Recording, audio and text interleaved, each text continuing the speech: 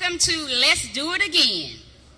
We here with Brother Taj Tarik Bey, Brother Mosi Bey, and Dr.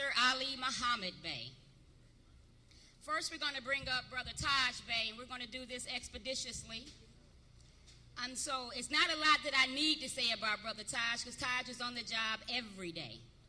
Wherever he travels, wherever we go, everybody knows Taj Tarik Bey, and they know him because he's doing his job. The Holy Quran says, to teach men to be pure in heart, you yourself must be pure in heart. And I cannot think of a better example than Brother Taj Tarik Bey. Islam? Islamos. I know we had some issues with UCCs, contracts, etc. So we're going to run on some things real quick, and we're going to run some consciousness. It's a good thing that we have Brother Abdullah Talib Mosi Bey here today, and Dr. Muhammad. You're going to get a lot of knowledge and information that you need. Remember this, Noble Ali said, study, study, study. And when you would have studied well, study yourselves. One of the problems that we're having is that a lot of infiltrators came into the movement in the 20s and were suppressing information. They also got rid of Noble Ali's national paper, which was supposed to inform you. So wherever there's a Moorish Science Temple, you're supposed to have a newspaper and you're supposed to have a school to take your children to, but they stole the money. So you must understand what to measure this thing by so that you don't get confused, because you see a lot of confusion.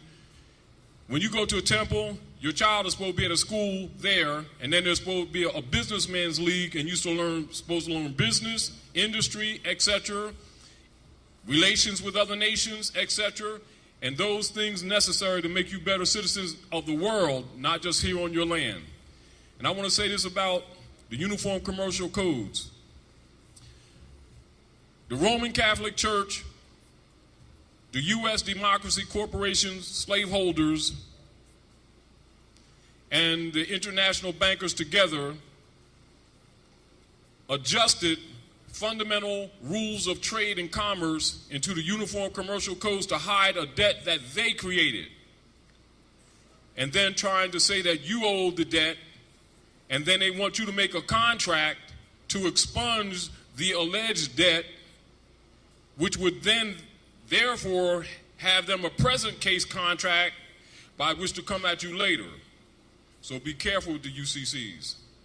Study well. Whenever you're studying UCCs, remember this. Ultimately, they'll say to you, oh yeah, naturalize. But that's for an alien being adopted into a political order and given clothed with the rights and privileges of citizenship, clothed with it. Nationalization is where the legitimate nation reclaims its own. This is why Noble Ali nationalized you. Now, understand this. Any contract that you may have or that you may have made allegedly or otherwise, whether it's linear, implied, etc., is in its nature void if it's missing the essence of honor, if it's vague in any form, if one of the party members is a minority, a minor, an infant, operating not with free will, if it has no substance, and if you're not a real signator to it. So when the Europeans be telling these people that your mother sold you with a birth certificate and a driver's license, a marriage license, Social Security, and thereby bound you to a debt that he created, that is called, in law, void ab initio. All right? Write that down. Keep this in mind. If a debt exists, if an obligation exists, then a contract must exist. Do you understand? Now let's back up and let's get real. Most of you have been studying so we don't have to beat the horse. Islam is I, self, law, and master. That's an acronym. Creed is just doing rituals to remind you of disciplines. But science is knowing what you're talking about. Do you understand? The divine order from your maker is the law is you. This is the reason why whenever you deal with a contract or whenever you're dealing with any litigation whatsoever, they'll say to you, your left sneak is tied to your right sneak. Do you understand? Because they're really asking you for permission to agree to them having a jurisdiction. Do you understand? Jurisdiction means power and power of attorney. These are keys. So whenever anyone claims a debt or an obligation to you, your job, and this deals with both abstracts and realities, real property, etc., you're supposed to say, keep this in mind, learn and study. Where's the contract? Produce it and introduce it into evidence before we discuss anything else. If you are in a legal process under a writ in the nature of discovery, demand that all parties produce the contract. When you go to court and like say they how many of you know that tickets are contracts? They're suits. All right? So say you go to court, they give you traffic ticket, parking ticket, right? And they want to give you surcharges and a whole bunch of other stuff like that, right? What you're supposed to do is ask that judge for the prosecutor or whoever the municipality is to make that claim. There's an oath of ethics that judge takes to protect your right to due process. You go get a copy of that and you take that with you. And you remind him of his obligation that municipal corporation is suing you but denying you due process, and that instrument is not prosecutable for lack of due process, therefore disclaiming itself, its existence as non-prosecutable. Because it violates his oath and it violates legal procedures. How can somebody sue you, levy a fine against you, you're not questioning your accuser, and it's based on a contract that steals a right that already belongs to you and sold back to you under a privilege? You got to understand this. So you say to that judge, Freddie over here is claiming that I owe them something for parking somewhere. Well, the Supreme Court said that he can't do that. Didn't you know that? Don't you have an oath about, you know? And see, they're trying to talk about subject matter. I said, well, let's not go there. Let's talk about what your obligation is. Get the courage to stand for your right. Because for an obligation to exist, a contract must exist. Because that's what makes the law. Because the law begins with you. You are the law. That's divine and is inalienable. That is related to the birthright that Noble Drew Ali talks to you about. But you need to learn what it really means politically also, so it can function. What good is it to give you information that you can't go someplace and function with? You don't need to be here to feel good. We have issues, real issues. You need things that work. Knowledge works. Emotions does not. It just gets the psychiatrist paid and sell some aspirins for somebody. Our people are destroyed for lack of knowledge, and we have to come into this new age. Aquarius is here, Uranus is at work, and Saturn is too, so you may as well get used to it because everything else is going out the door. Whether you liked it or not, it's irrelevant. This is the time that the Nazarene told you about. It's new era times. It's time that Drew Ali told you about. New era time. The people coming into conscious now is coming with their eyes open. So all the leaders ain't going to keep getting away with fooling them no more and living off them either. And just like the Nazarene went and turned over the table, the money of the money changers, the table, and he was only 12 years old, guess what? It's being done again, so you can chalk that stuff up. So at the same time, you're going to see a lot of people that's going to get mad because this information is getting to you. They know it, but they ain't been talking to you. You understand? They would love to block this because they want to keep you in belief when you're supposed to rise above faith and come to fruition. You and the truth are one. What good is knowledge if you can't apply it? Keep that in mind. And don't feel guilty for learning. Truth needs no apology, but understand there will be resistance.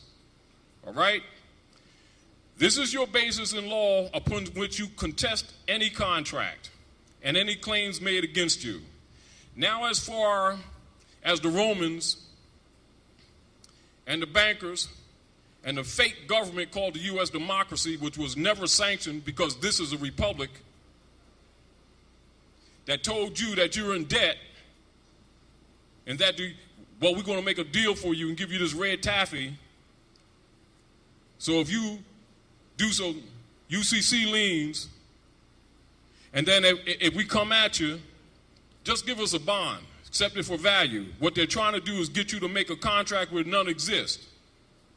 But if you haven't studied, ultimately any litigation must be determined and litigated by the sovereign, mustn't it?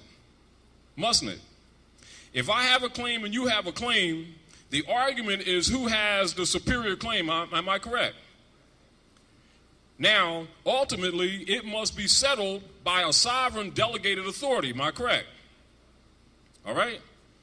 So if you make a claim and claim to be a surety holder of anything, sooner or later, somebody's going to challenge you on it. Now, since we're under occupation, and we have foreigner Europeans claiming to be Americans who they are not, who got you fooled thinking you're suffering from prejudice when you're suffering from birthright theft, and you got a bunch of leaders who work for federal and central that keep pumping this civil rights crap at you, which is a fraud, which was struck down by the Supreme Court in 1883, 1886 as unconstitutional, has nothing to do with the reality of your condition that kept you spinning your wheels, though. Do you understand? You got to wake up. We're only here to help. We're not your resolution. We deal with knowledge. We don't deal with emotions. We don't care what your beliefs are. That's personal, like your underwear with the airplanes on it. Keep your pants up. We want to solve problems. We're your brothers. You are our brothers and sisters. We come as equals. Ain't no big I's and no little U's. You are our keepers, and we're your keepers.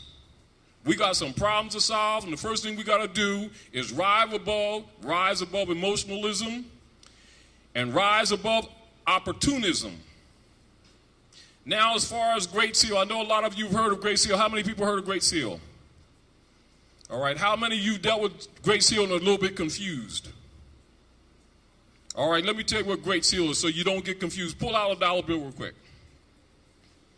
It ain't a dollar bill, it's a fiat note, debt.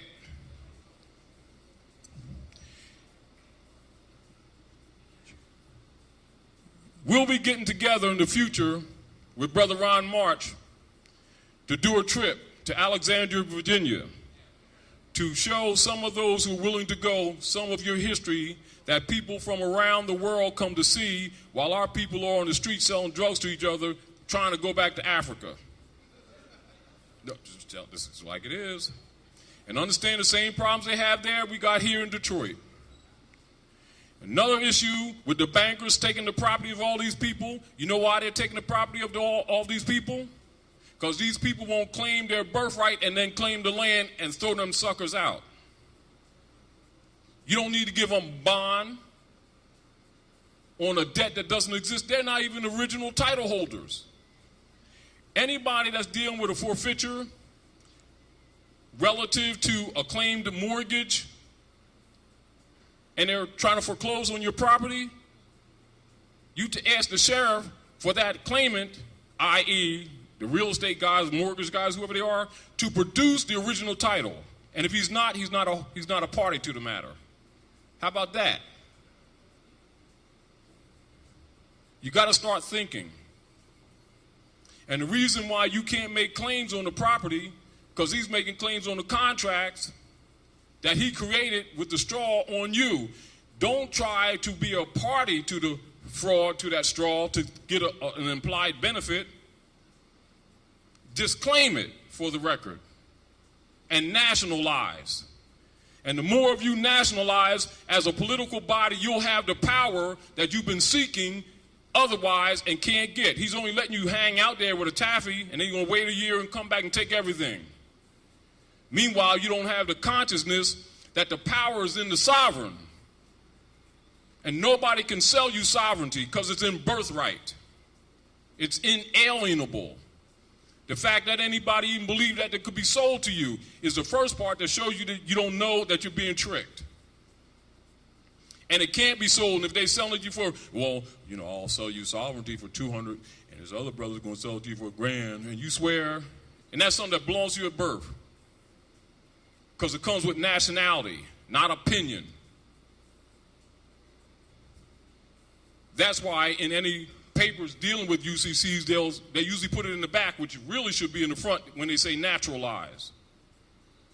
And they don't say it because basically Europeans are trying to claim your birthright because you won't do it. Because you're looking for a benefit, looking for a short way out. Well, this is a battle.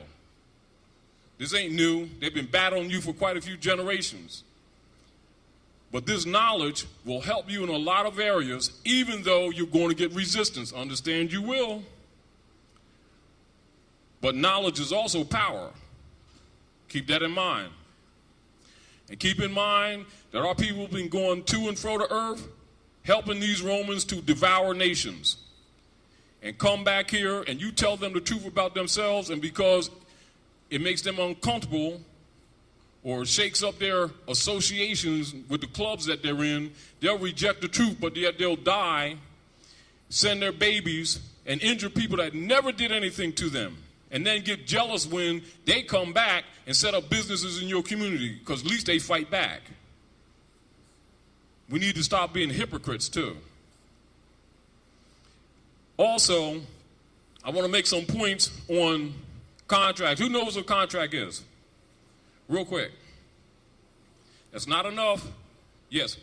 Now on that dollar bill, look on that dollar bill real quick. This is a lesson we gave before, but I'm going to give it again.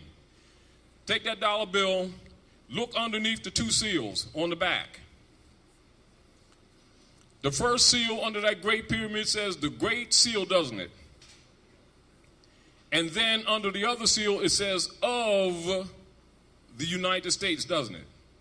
So now, since most of us are grown, let's deal with children, since we don't have children here. A child learns in third grade, of is a preposition. That's the part of speech it is. Isn't that correct? Which means that's a substantive connection, isn't it? So how many people handle that every day and never recognize that this government is operating under two national seals that are blended into one? A child can see it. Of shows you the connection. Now you take that Great Pyramid. I'm going to ask you a question. Is that Rome? Is that Great Pyramid Rome? Are you Roman? Who murdered the prophets? Oh, what do you think your problem is now? You think your problem is racism? Your problem is that Rome is ruling.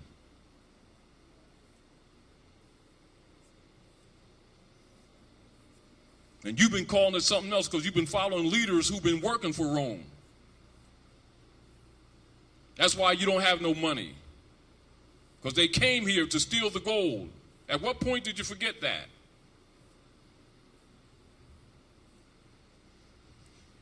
Take that seal, hold it up in front of your face. How many know mathematics? Physics, I know you do. Just general, algebra, etc.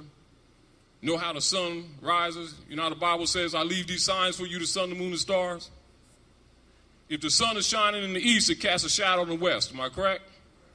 Do you notice how it casts a shadow on that pyramid and you see a shadow on the other side? Huh?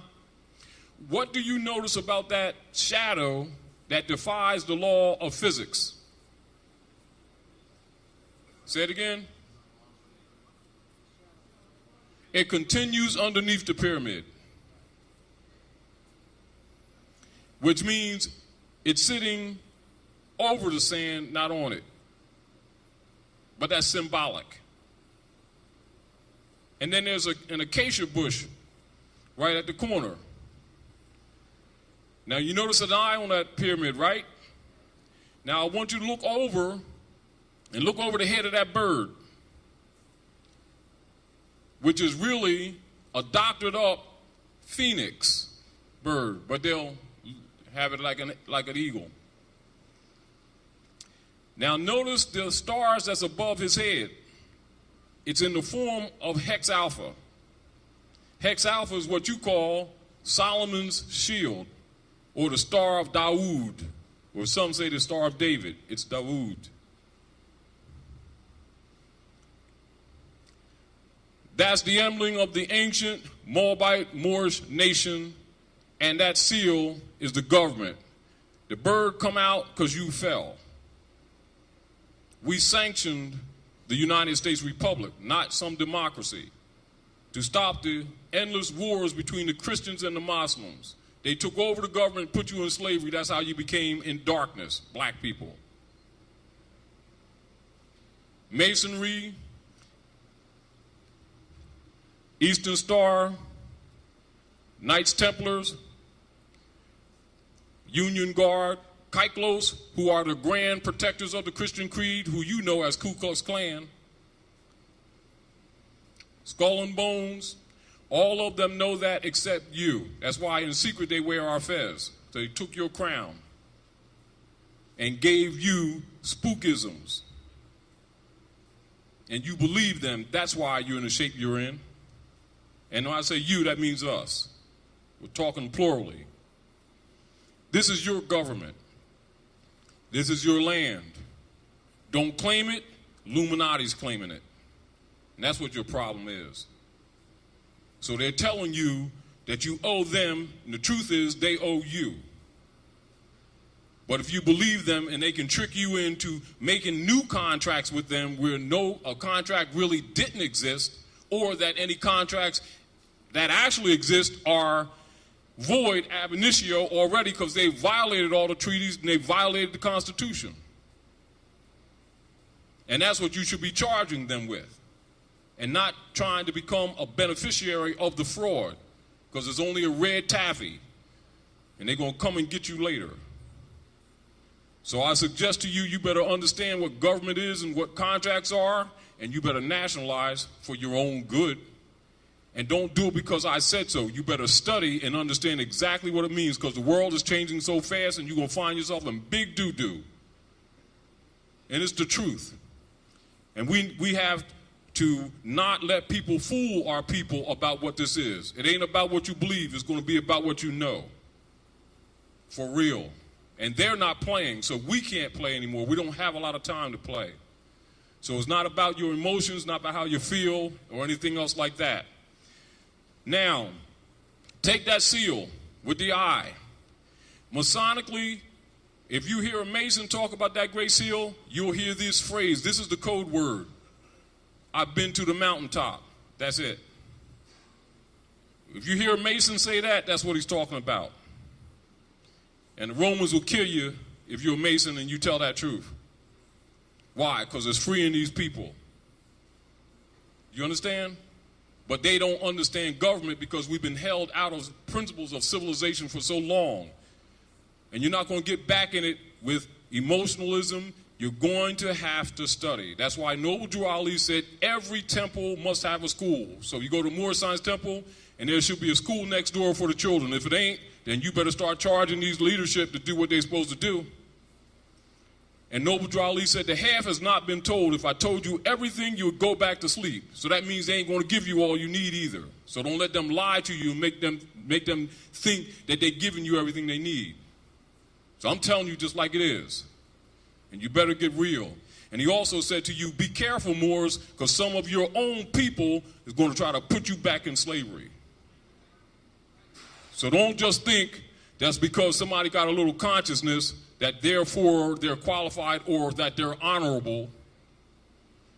And also Noble Drew Ali, when they tried to set him up in 1928, he wrote a letter, a series of letters, when he was in captivity, appealing to the few faithful Moors, and he demanded that that letter, Noble Drew Ali, demanded that that letter should be read at the opening of every meeting. For some convenient reason, it seems to be missing from the documents. I got it, and we published it. That's to let you know that Noble Drew Ali criticized the traders who came into the temples. So that's for them who keep on trying to block this information. So y'all got that too. We're gonna make sure you get that too, so you know what's up. You understand? So don't think that the European is your only enemy. You got overseers all around you. But see, if you have knowledge, you can disseminate who's who. You understand what I'm saying? Not with emotion, not with who you like, not how they dress, with knowledge. Knowledge alone. And for others, because I know a lot of you do research, go research the federal papers when they did the infiltration, and it might give you some names. So I'm just dropping this because I recognize that a lot of you people keep on trying to block information from you because you're waking up, like the sister said. See, and like Ron said on the radio, on the TV and the radio, people are waking up so fast, everybody's getting nervous. That's why they're also doing a lot of oppression in a lot of ways. Do you understand? That don't make sense. And people sitting around, that ain't due process. How come they doing it? This is unfair. Just like the Gen 6. Huh? Well, let me tell you, what you need to do is look at the territory with the Gen 6 and think about the Treaty of Kent during that period of time and that area. That's what you really need to look at. They're trying to reaffirm their false claim of authority. So what they're doing to them is only symbolic. They're not really important. It has to do with all of you. Do you understand? But by these people not knowing who they are, they going to keep thinking Indians ain't them, or they're some other people. In this book here, The Wonder That Was India. When I was in New York, I was putting an addition on my brother's house. I was putting a 48-foot addition on my brother's house because I'm a carpenter also and a builder. And it was a professor that lived around the corner from Hindustan. His name was Raj, and his wife's name Ela. She's a world-known artist. And they seen some of the work I did around my brother's house, and they asked me would I redo their kitchen and redo the garage for Ela because she's an artist. So I went around there, did some work for him, hooked him up. And he asked me how come my name was Bey and my brother's name was Cook. And I said, because I'm national, And so when I was working out, all of a sudden, every time I go to work, they had this desk all cleared with this like silk cloth on it and a tray with a book, pencil, lighting, an elephant they call Gishna. Yeah. And every 12 o'clock, Ela would come in and she's standing at the door and Raj would bring me a cookie and a tea. And he says, this is how we used to always do in the Mauryan dynasty. And then he gave me his own Vita and some Magian law. And from then on, he called me brother. And that is one of the books that I just happened to find when I was traveling the other day, which was one of the books in his library that he would put on the table all the time. And that's about the Mauryan dynasty, the Nanda dynasty, and the Gupta dynasty that deals with that metaphysical culture that you call yoga, which is really Moorish science, and everybody in the world knows it except you. And the grand sheiks keep hiding it from you, because most of them is agents. Yet Noble Drew Ali said, study. How come they ain't giving it to you? Because you won't buy their lunch. That's why they won't give it to you. They want to keep you dumb.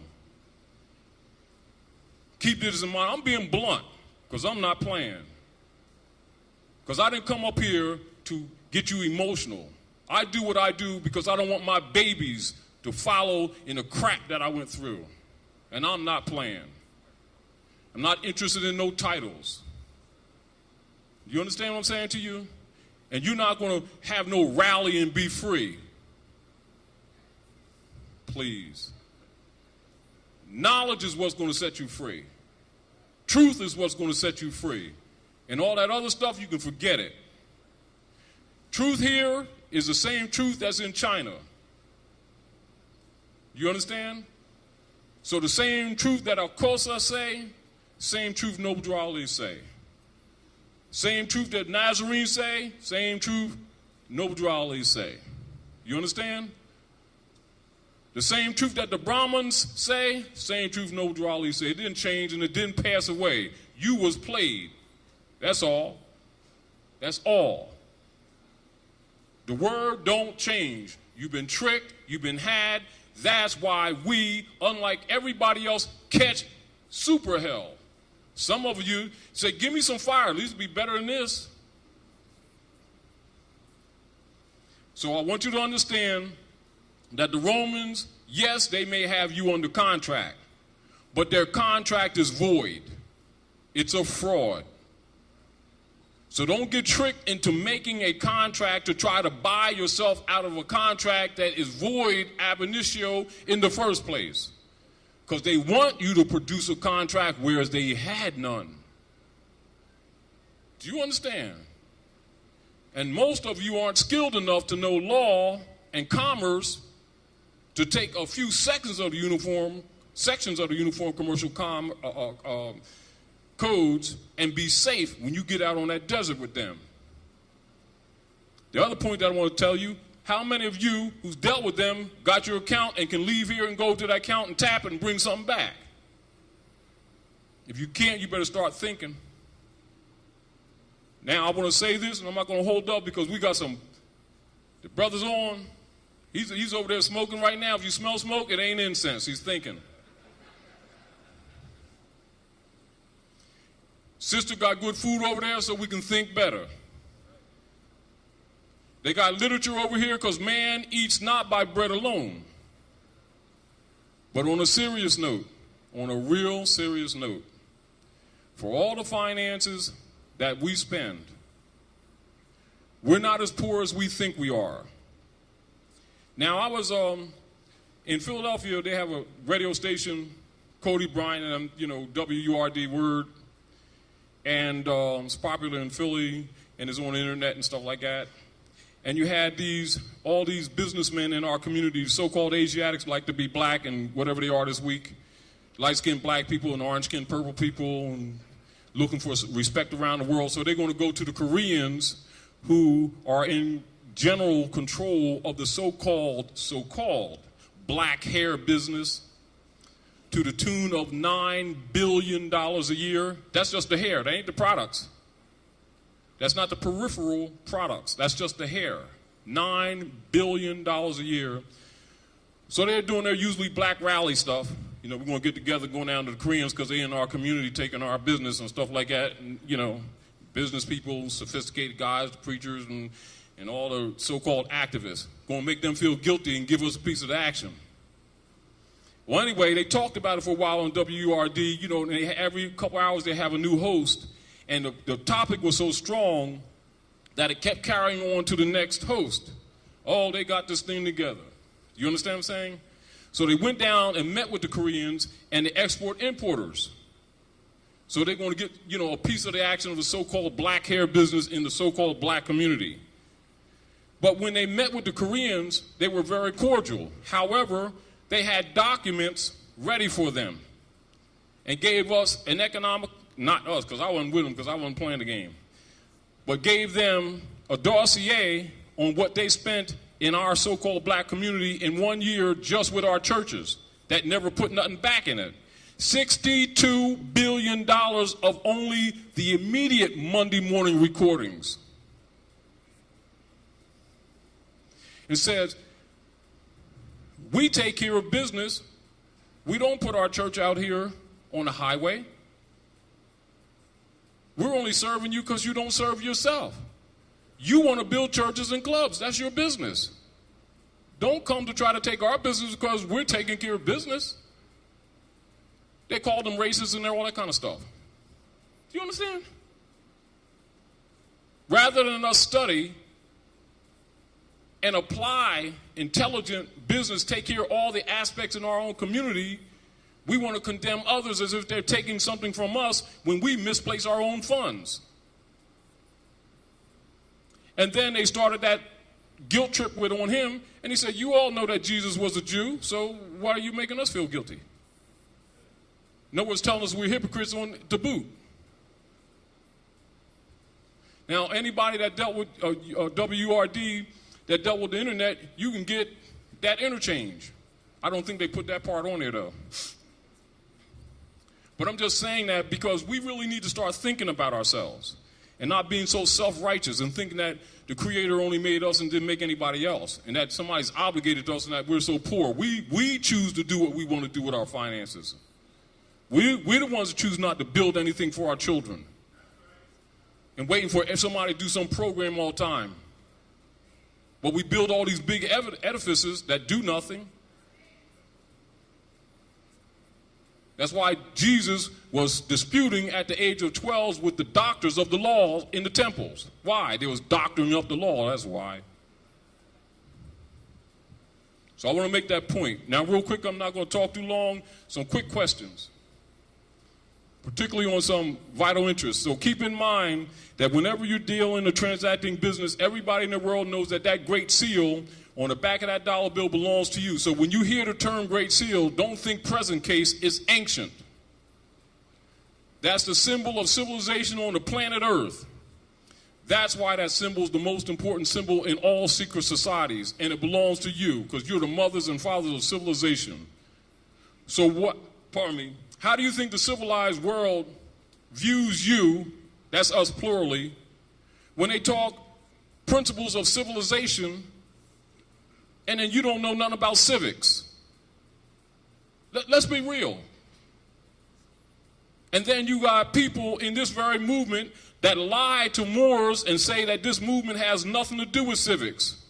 And write in Noble Drali's newspaper, up until 1928, from 1913 on, this was a civic organization, which adopted a religious affidavit 11 months before they assassinated him, and changed the Moorish Holy Temple of Science, adopted as its corporate name to do corporate business, the Moorish Science Temple of America. Now that's the truth. Do the research. We got the documents. That's for some of you who've been played and fooled, to let you know, because we study. And we command that all with us study. And we command you to study and protect the prophet and the movement, because it's in your interest. You understand? Because you're not going to do anything with emotionalism, because this man is ruling here with knowledge. He ain't ruling here because he don't like you. He's ruling here because he stole your birthright, and he's living off your virtues. So be careful any covenants you make with him. Don't make a pact with the devil and don't know what you just did. So my warning to you, the greatest thing that happened with us as a people with the Uniform Commercial Code's exposure is it starts teaching you what a contract is, which you didn't know that it is. However, be careful when you contract. Don't go contracting and then say, oh, I got to find somebody to study with.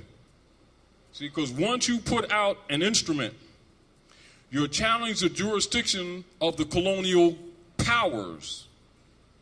And when you think about that, then walk the streets and look at Detroit and look at all these beautiful empty buildings and think about all the brothers and sisters that are either on the street or living someplace else. Some had to leave the city.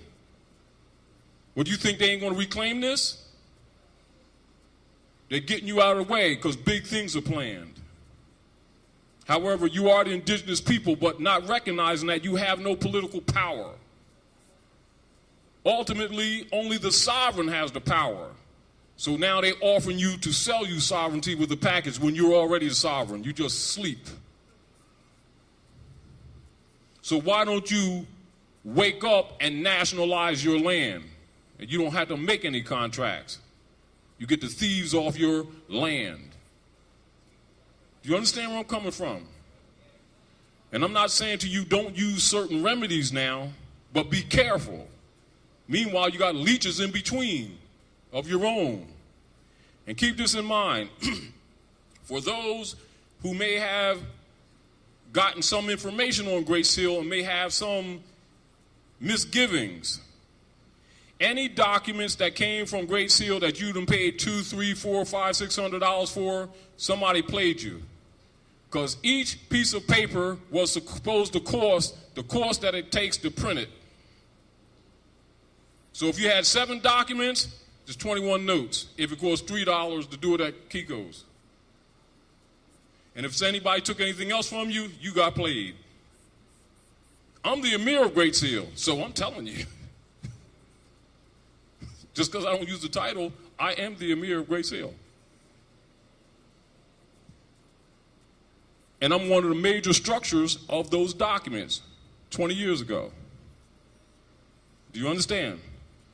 Others got them and have been misusing them.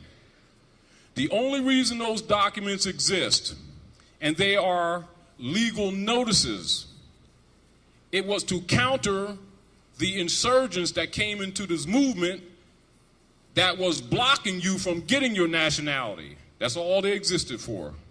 No other purpose. Not for the benefit or the profit of any individual. And there's bylaws that go with it for checks and balances in accord with the law. Do you understand? And in accord with Noble Drew Ali's demand to the Moorish Americans to enforce the Constitution of the United States of America, and I can prove it, documented in that warning. That's what Great Seal is. It is active Moors versus passive Moors. That's all. Not better, not greater. But anybody who's Great Seal is a student and a scholar already. And if they got them documents and they haven't studied, then they're misrepresenting Great Seal. I'm just telling you that so you'll understand. Do you understand? All right? So if any of you got caught in that cycle where you're running all over the place and spending hundreds of dollars, well, they ain't dollars, but notes for those documents, you're being played. And anybody that needs them, you're supposed to be able to have them right here in Detroit. Do you understand what I'm saying to you? All right. Because it's your birthright. It's only, it's like, that's not unlike somebody saying, well, we got to go to California to get a copy of the Constitution. Yeah, man, how much? $700. And you all fell for it. Well, somebody delegated me authority to sell you this Constitution for $700. You've been had. And really, a child can understand that government is in honor. It has integrity. It's ethical. Our greatest problem with us in this movement is unethical people getting on board. It's true. It's true. And it's like, and before we worry about to clean up the European, we got to get our own house in order. That's why Noble Drew Ali, in the questionnaire, did the additional bylaws, constitutional bylaws in the back, and read it. And the first thing he talks about is the robbers. So I'm just reminding you, so you better study your literature. And then you better go to chapter 5 of the Holy Quran, use that compass and the square and the axe, and start getting your character in order. Other thing I want to say real quick, when you go in the Holy Quran, circle 7, and when you go into your Book of the Dead, and you go into the Vedas, the Magian Law, Waspi, Bible, etc., one of the principles that is given to you is what? Man, know thyself. Am I correct? How many Moorish Americans have never been given the true knowledge, quote unquote? Remember, Noble Drew Ali established Moorish science. And then people will tell you, this ain't scientific. Just keep this in mind. I'm going to show you how you've been played. And if you ask the average brother or sister who's even been in this knowledge for years, say, who are you? Who made you? And then they'll give you the answer according to the questionnaire, or their first thought. They'll say, I'm Moorish American, because that's standard. Then you go to the questionnaire and say, who made you, Allah? Now, in I think it was about 25 or 27, Noble they had a meeting, and we was doing Sunday school. Noble his sister says, they was going through the questionnaire. You know how we go through the questionnaire, Sunday school? And he said, who made you? And the sister said, Allah. And the prophet said, who made you? And she got a little wrinkle in her eyebrow and says, Allah, because she was answering properly according to the questionnaire, logically. And the prophet said, I know. I wrote it. But I'm asking you, who made you? Keep that in mind. And apply that to every one of those questions. And remember, he takes you full circle because it's 101. So 100 questions, 100%. 100% is 360 degrees. Then took you around the wheel and started you again on the next cycle. And you're in that cycle now. So you ain't going to deal with no emotions now. Right now, you better get your skates on. And better have Teflon wheels, because we're going to take you faster than that. Because as soon as you catch up with this, we're going to hit you with something else, take you to another degree. And that's for real. So get used to it. You ain't heard nothing yet. But you're going to need it because they're on you, and they're going to start starving you too. And I guarantee you, when they start starving these people, and they're going to do it, and yes, they're going to gentrify and get you out your houses, you'll be surprised how quickly these people begin to understand what we've been telling them. That don't quite get it right now. We don't quite understand. Pain is a great teacher. Great teacher. Islam, hit it, brother.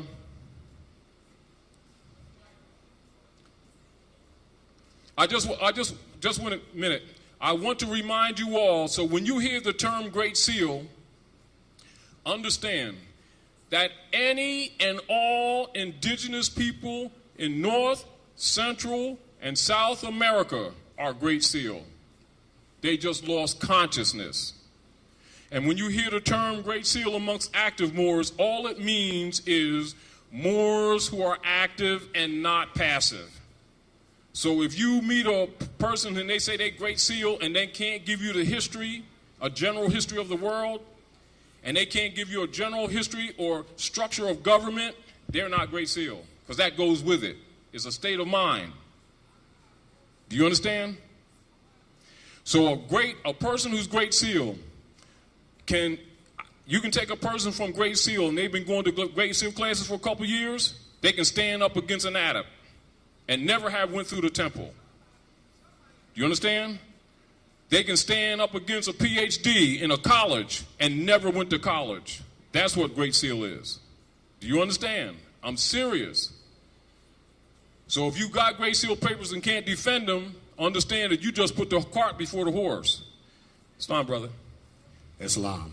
All those who wish to ask questions at this time, you may form a single file line. All those who would wish to ask questions, form a single file line, please.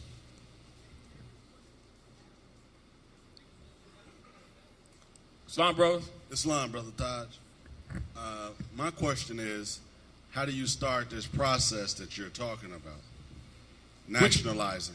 Now let me, and I'm going to hit on this because this is very, very important. This is the reason why you must study.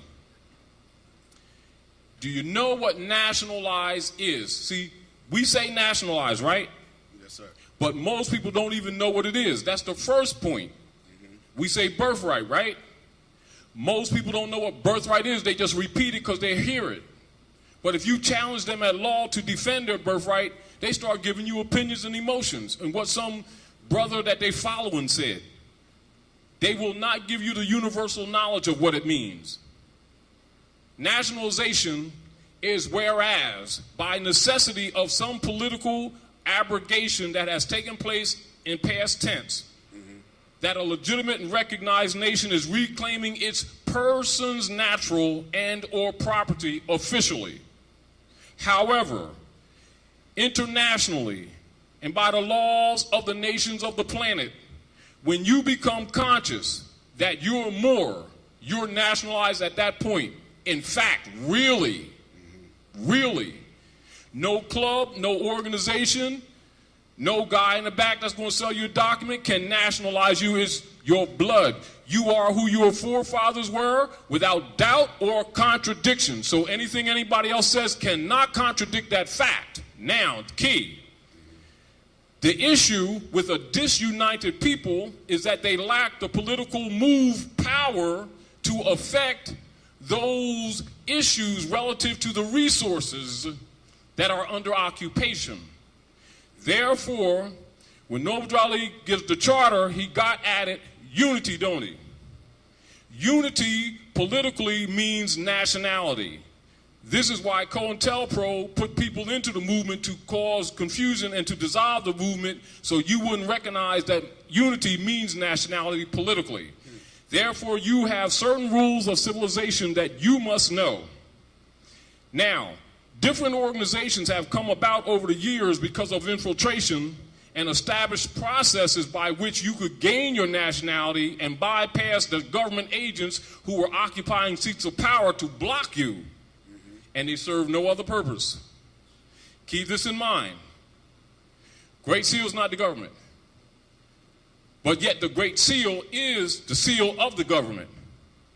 The Moorish Science Temple is not the government nor the nation. It's an institution established to dispensate the information. Do you understand? The nation is out here.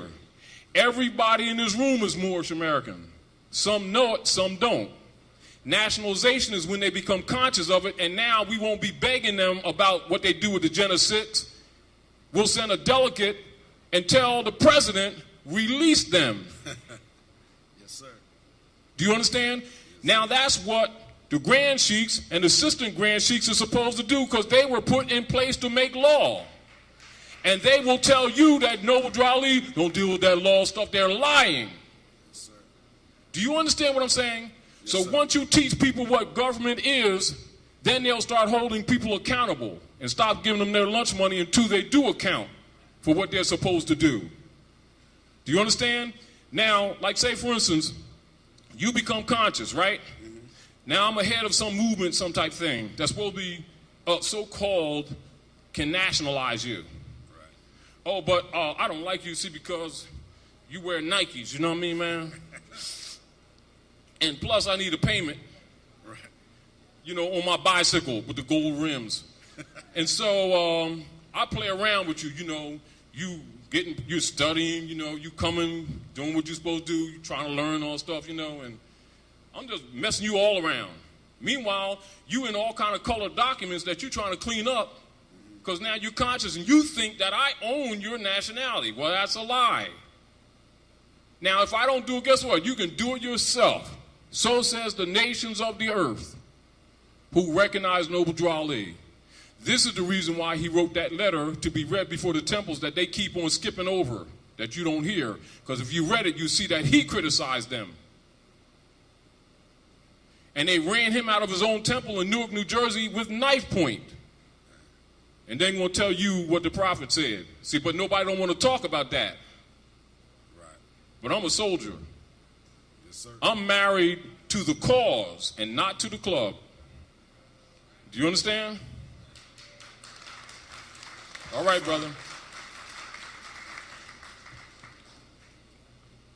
First of all, thanks for coming here. Right on, family. All right. What I'd like to know is if I wanted to further communicate with you, whatnot, what's that process? To be honest with you, this is really honest. Most of the people, like Ras Mariah, who usually be here, or the Professor Abdullah, and also his brother Aleem, who passed before, where I used to have a setup where I would usually have that. But honestly, when I leave here, I'm going to work. I've never used this position for emolument. I don't even have most of my own materials. If you ask me, I don't even have it. So most of the people that even made finance off my literature, I couldn't even give you a copy of my own stuff. But what I've tried to do is get involved with active people around the country and give them keys to enhance whatever organizations they're in relative to the universal principles of birthright. And when the truth is told, they themselves, which includes yourself, will begin to appreciate what Noble Ali has done, because you can work with it. And don't get caught up in personalities because it's not important. This is another reason why it's not. Because I don't like people, thinking that, you're an important guy because you know something. No, I'm learning. Do you understand what I'm saying to you? But what I learn, I share. All right? But you can get in touch with me through probably any medium or anyone that you know. They'll get in touch. Geronimo, Sister Noliosa, et cetera. You can get in touch with me. You mentioned the Book of the Dead.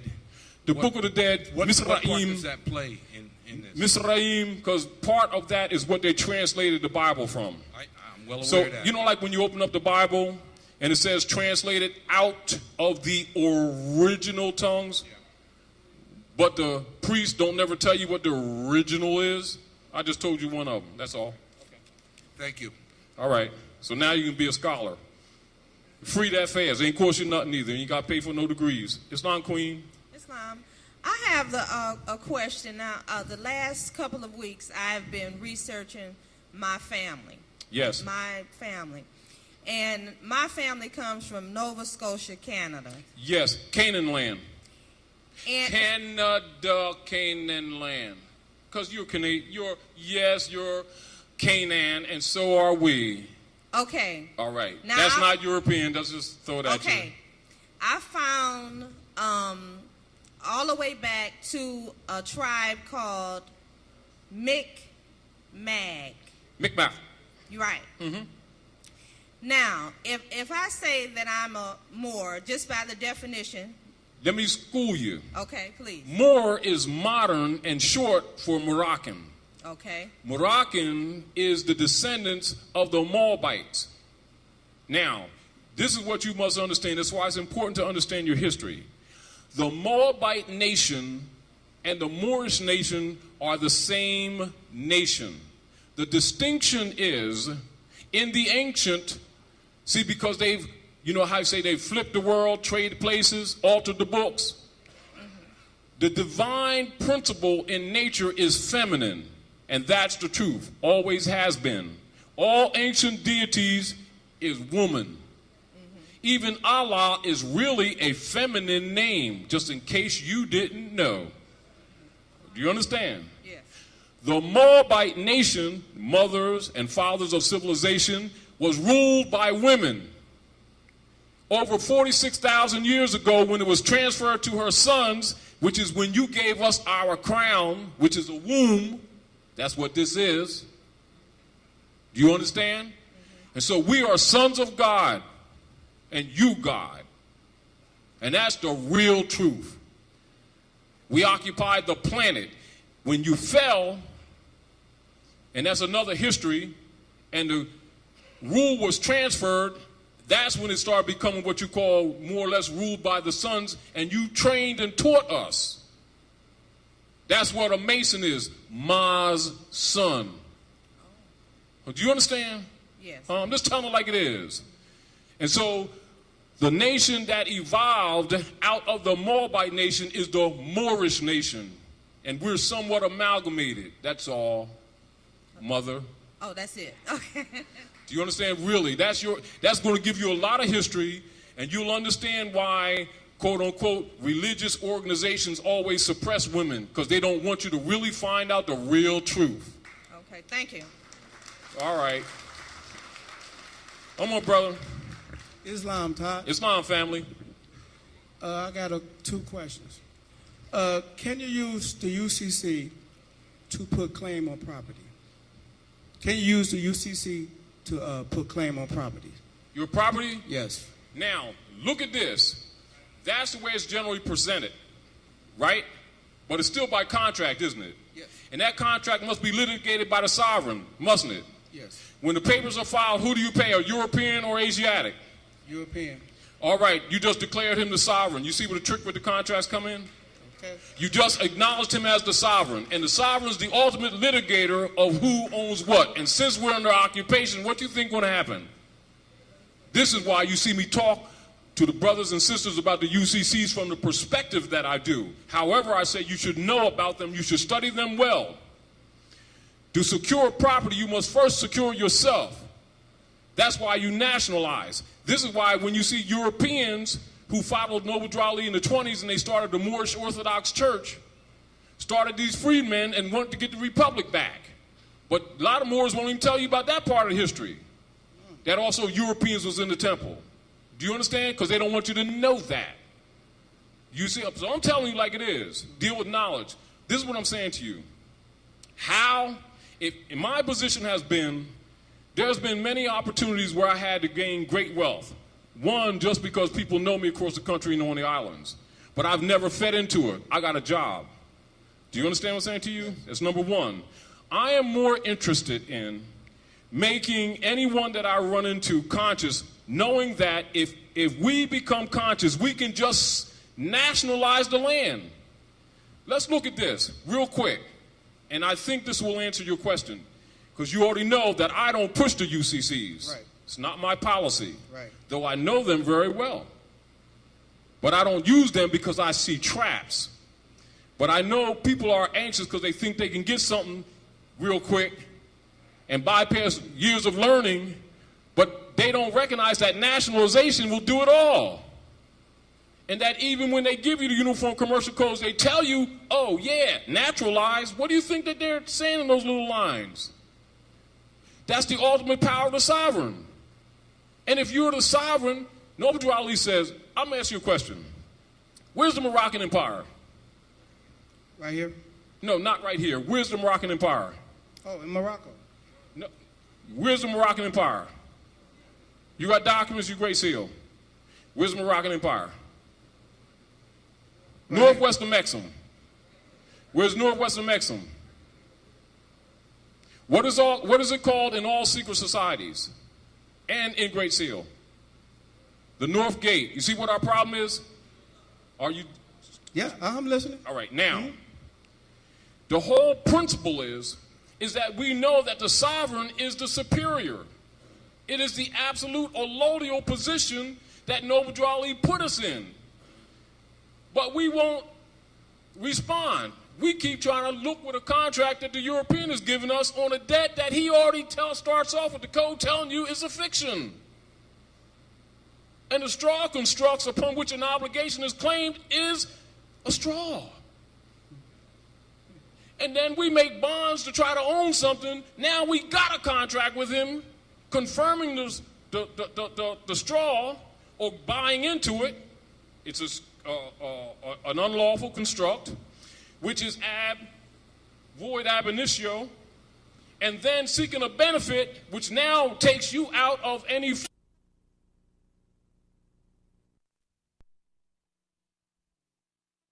collectors ain't on their heels if they still got it. And houses and everything else that they think they secured when they're not secure by claiming a colonist as the sovereign. That's why Great Seal papers are all legal notices and none in the nature of a motion. And he recognized that these people are waking up exponentially across the country. And so he's given a taffy for you not to recognize this, that the gold, the silver, and the commerce belongs to the citizens and the citizens alone. Who are you? What's your nationality? Moorish American. All right. You white man? Yes. That's a status, isn't it? Yes. But what happens every time our people give it to him? Then he becomes the white man. That's what our problem is. And then they carry his name, don't they? Yes. That's where the bond is. So anything they buy or sell with the mark or the number of his name, he got bond on it.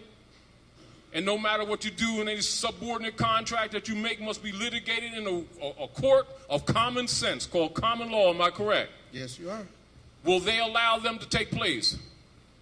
No. Will they allow common laws to take place? No. Which means they're ignoring even due process procedures. They're only doing it to get people off the mark because they can't even defend the documents when they get them. When the ultimate power is the sovereign, and they're trying to sell you sovereignty. Now, you want to ask that question again? No, I got another one though real All right, quick. go ahead. You know anything about Frank, using the word Frank to mail through the posters? For postage, the word Frank. Frank? Yes. As far as? Mailing letters or putting it on an envelope where the stamp goes. You know anything about that? No. Okay. Is it in if it's in reference to the Frankish? Is that what you're talking about? Yeah, so I think it has feudal? something to do with it, but it says that Frank, it's in the black laws, it's in the regular dictionary, and Oh, it says to All send right. matter All right, through now I the got it. public mail free of postage. Yeah, now I understand. I didn't catch it at first. I thought you were So signifying the Frankish. can that still be done today? It can be, but the problem with it is a lot of things can be done. The only reason that they can't is because you have colorable people in government. And these people won't nationalize to put them in check. That's all our problem really is. Yeah. It's all our problem really is. You know and I know that the European, when we make an argument, you know this, that they will recognize it, but they won't let it get on the books so that another person can't use it as precedence. And so they think our position ain't working. Do you understand what I'm saying to you? Right. Huh? No different than, I crushed out and, left my shirt that I was wearing with the suit, and I was really whatever.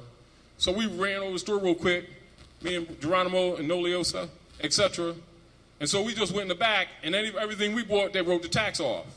You understand? Yes. That's because of our status. Right. I don't need no document for that. That's the consciousness that we need to present to these people. You don't need a document to exercise a right that already belongs to you. This is what a lot of the sellout Moors don't want these Moors to find out, so they can control them. Do you understand? Yes. And so the same thing with all other property.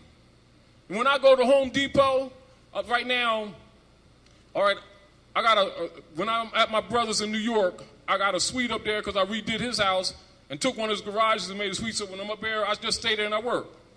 When I'm in Philly, I rent an apartment, right? And then when I'm in Jersey, I got 2 houses with my sisters and their nieces, and I'm there. You understand? When I go to Depot to fix anything, I've just put a kitchen in for my landlord, right? And I'm rebuilding his thing.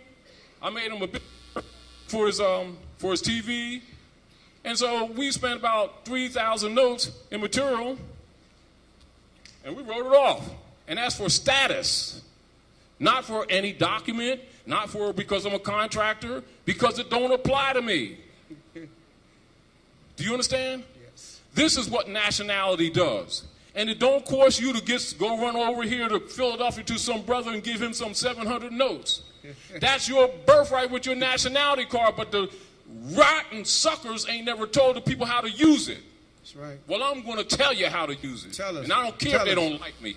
That's right. Tell us. And to you? Huh? Tell us. And it don't cost you nothing. How can I sell to you what Noble Drawley told you belonged to you? Nationality is free. Since when did you get tricked in paying somebody anything for it? Do you understand? That's again. Yes. And if you're in your proper person, whatever is yours is yours. Our problem with our people, they don't know what impropriate persona sui juris is, and they don't know the civil liter mortu status that they're in versus in full life, because they haven't studied. And certain persons made sure they didn't have a school and no bus that they've been collecting funds for also. Come on. Islam. What else, brother? Islam. Islam. So y'all excuse me, I'm passionate about this because it makes me mad every time I go here. Islam, brother. Come to the mic, please.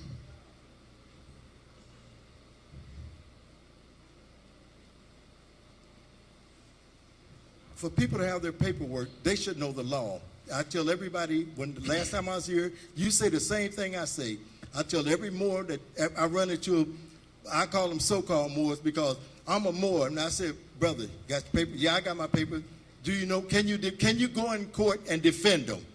They can't. They don't even know what they are. Now, and look at this. And this is back to my whole point. And this is for everybody, and especially the sisters. Let me say this to you, sisters, because I'm going to be real with you. You know, we all got birthmarks, right? Yes. Now, if I ask you all, according to your instructions, the way you've been raised, what your birthmark is, you're all going to show me a whole bunch of blue things, purple things, little raspberry stuff on your toes, your elbow, behind your arm, and your head and everything, and the only birthmark you got is a navel. That's it. That's the proof of who made you. undisputable proof of who made you. However, at this present time, she's unconscious. She's unconscious because she's been preoccupied with the cares of the world. And so Noble Ali lift her up because humanity is written on her womb. So now when these thieves amongst us are disallowed of putting their heel on her neck, and amongst those secret societies, we take that sword off from over the top of the head of that Sphinx and hand it to her, we can solve a lot of problems. Also, the rule is we go to no school and disrespect that we go into the first grade and then start talking about where's my college degree next week. This is the problem with the way this information is being dispensed. So we have to implore or appeal to the intelligence of Moors who are newly conscious. They don't become Moors. That's another fraud. You are already who your mothers and fathers are. You're only becoming conscious. And so the distinction is, are you conscious or are you not conscious? Now I want to show you ordinary dictionary, right? Brother, do you mind? Sis? Now let's deal with children. Now imagine our children, right? Who our parents have been telling them they're black, right? We got a lot of scholars been writing black books, haven't we? We give them credibility, don't we? You know why people around the world disrespect us? Because everybody and their dog knows who we are and we don't. Can you go to a dictionary and look up the word black? Black. Now I want to tell you something. 8 parts of speech, basic grammatication, 3rd grade level. Black's an adjective. Therefore, it's not a proper noun. Is it the name of a person, place, or thing? Can a child understand that? How come adults can't? Give me the part of speech that's right behind the word, sis. It's an A. Say it again. A. Which means what? Adjective. Now I want you to look right down. Go ahead, write down. And what do you find? You find compound words, don't you? Now go right down and look and find black or Moor when they give you the history.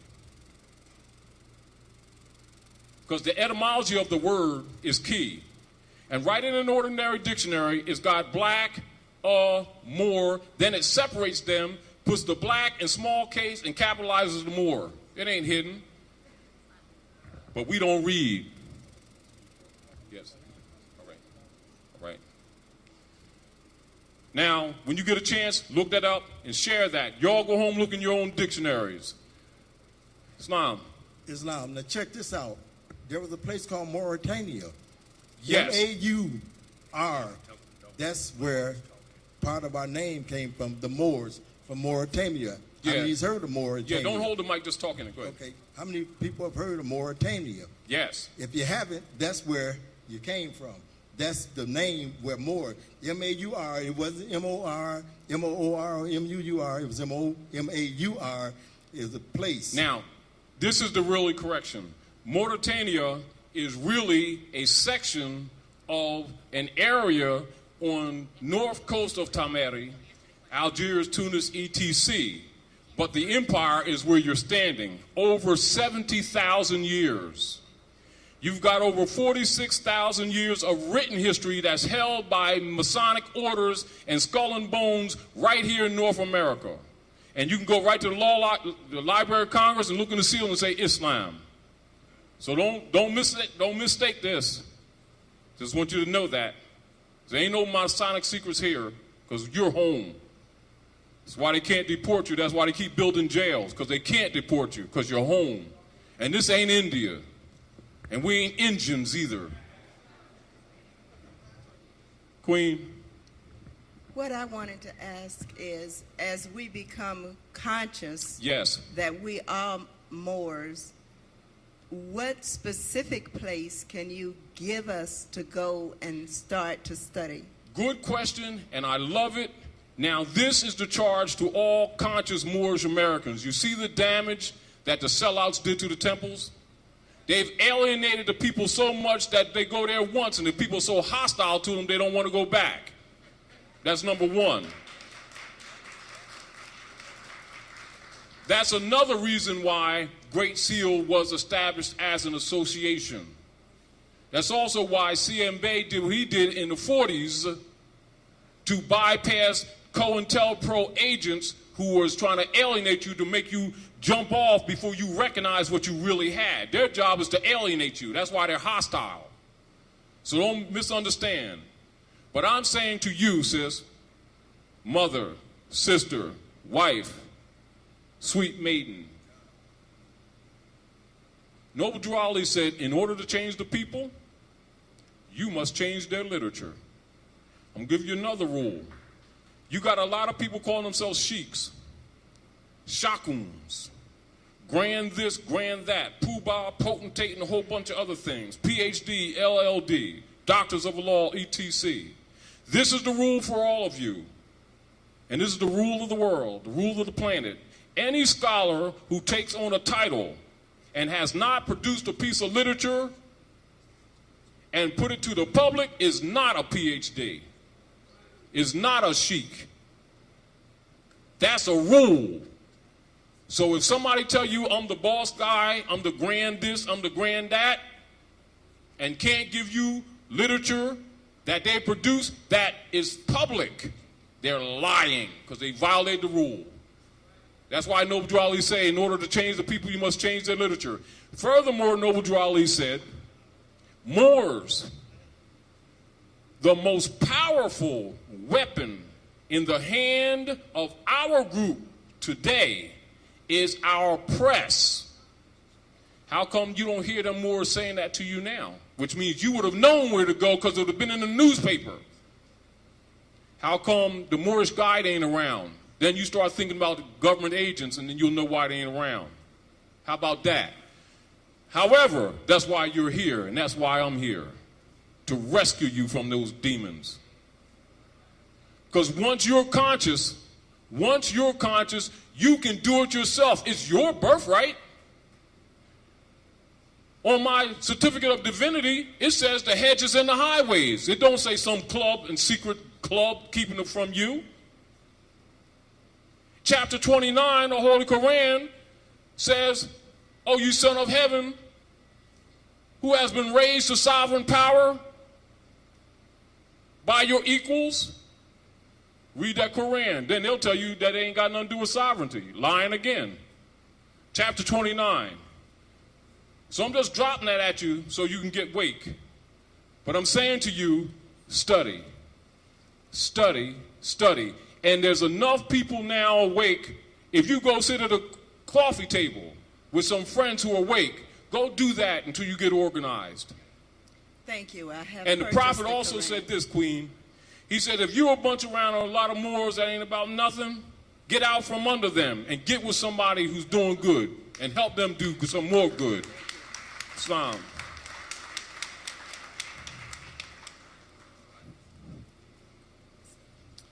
All right. How many minutes? Yes. All right. Anyway, Moors, I have to leave because I got to catch a bus. You're going to be hit with it. And if you notice, and there's one thing I want you to notice about Great Seal, it's not about documents. It's about study. You know that, brother. That's what you do. You know that because that's what you do. That's Great Seal. A person giving you documents don't mean Great Seal. If you see a body of Moors studying and dealing with knowledge and information and sharing with their brothers and sisters, that's Great Seal. Peace.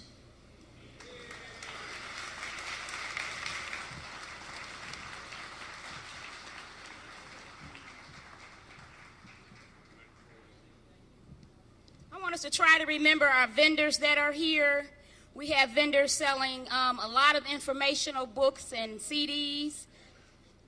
We have Sister Motif Naturals selling vegetarian food. We have Brother Minister Malik Shabazz in the back selling food representing the Black Panther Nation, New Marcus Garvey movement.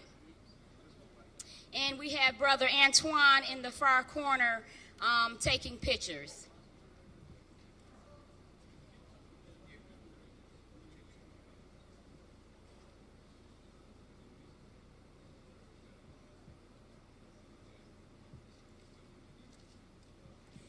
Okay, I want to introduce to you Brother Abdullah Mosi Bey. He was here in March and July, and he's going to continue to speak on etymology, in which I said in July was very, very important. Because when you're speaking and communicating with one another or others, you have to understand exactly what a person is saying to have the correct response. And in knowing law, you have to know etymology. Brother Abdullah Mosi Bey, Islam.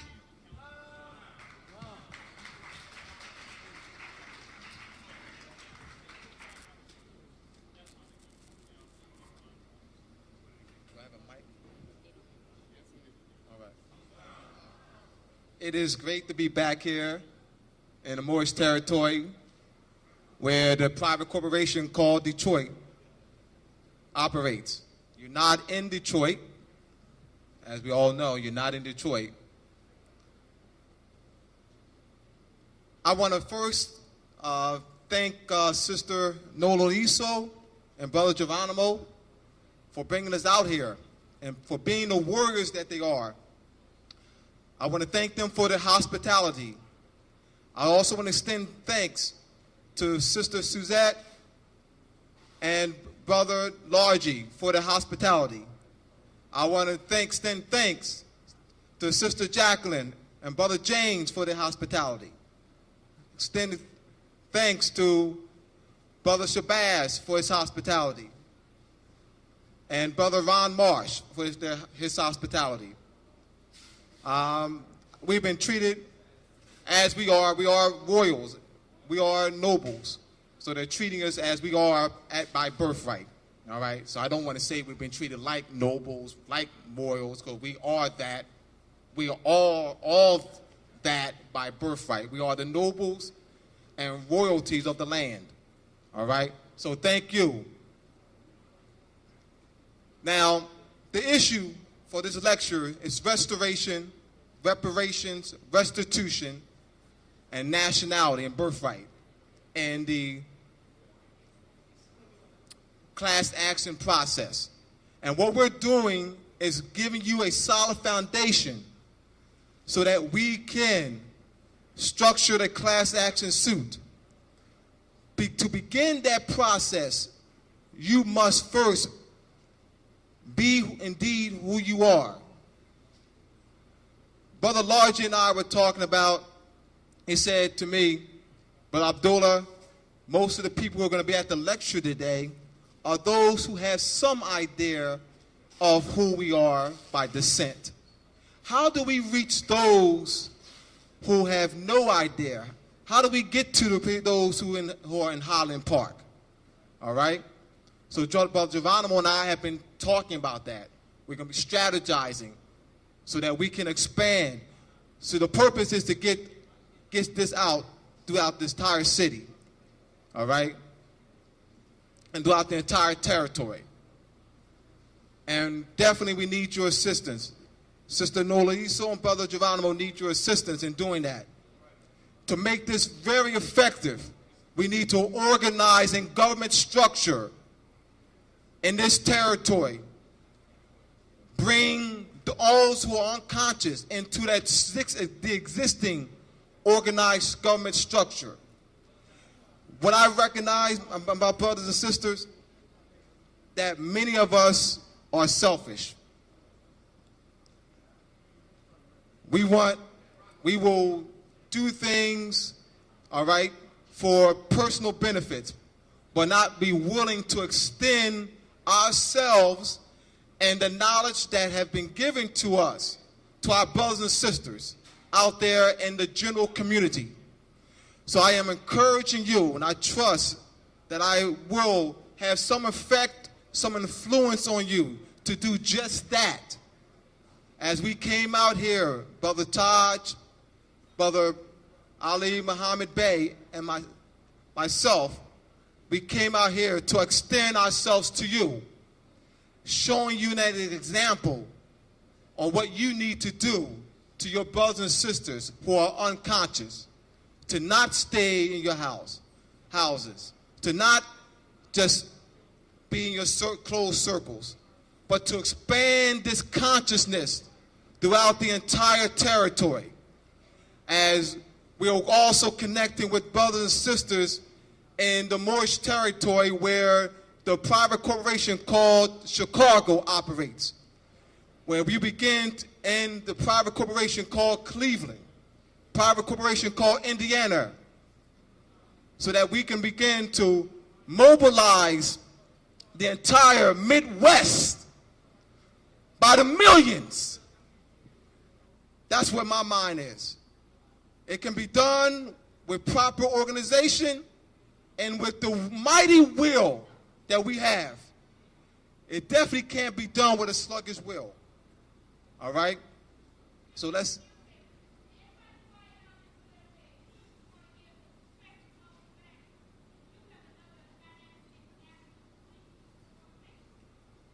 we sure do have another dynamic speaker.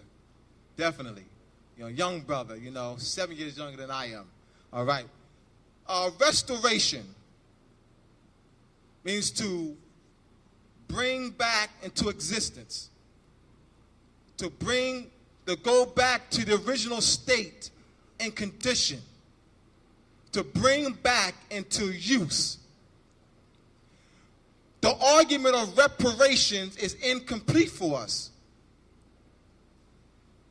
Those who are agents of the Europeans push the argument of reparations as a complete argument. It is indeed incomplete. As an example,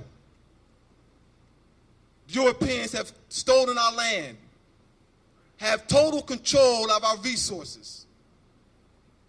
The argument of reparations is incomplete because if we argue monetary compensation, and he indeed maintains control of the sovereignty and continues to use color of law and colorable courts to oppress us economically.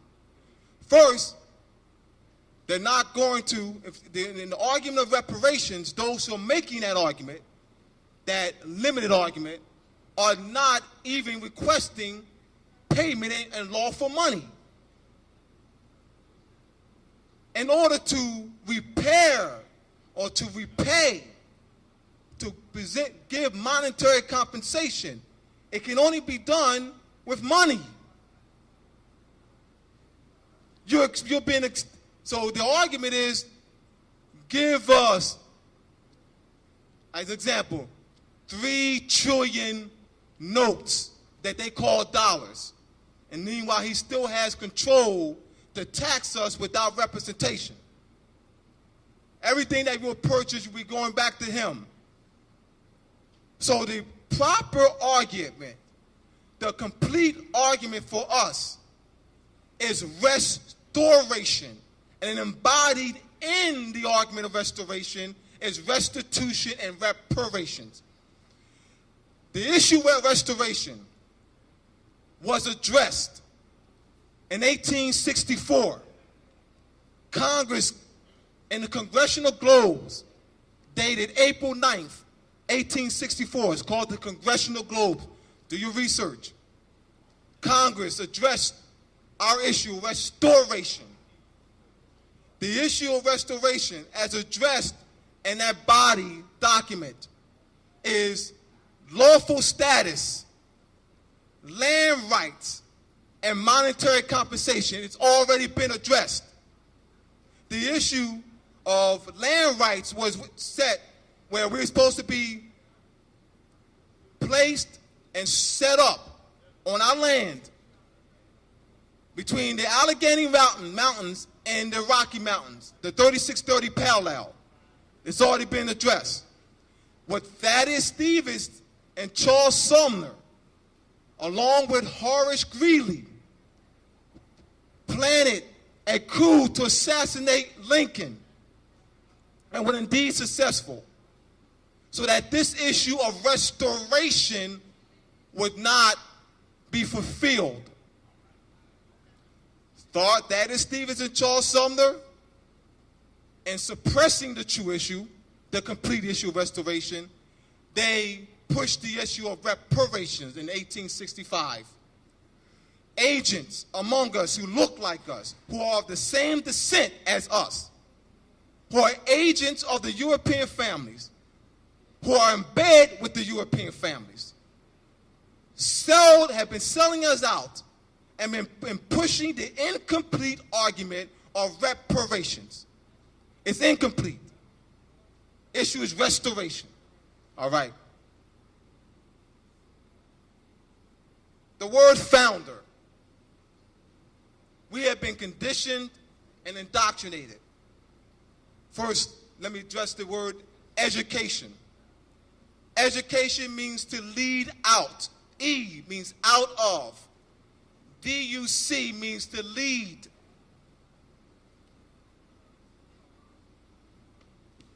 So we have not been educated. We have indeed been indoctrinated.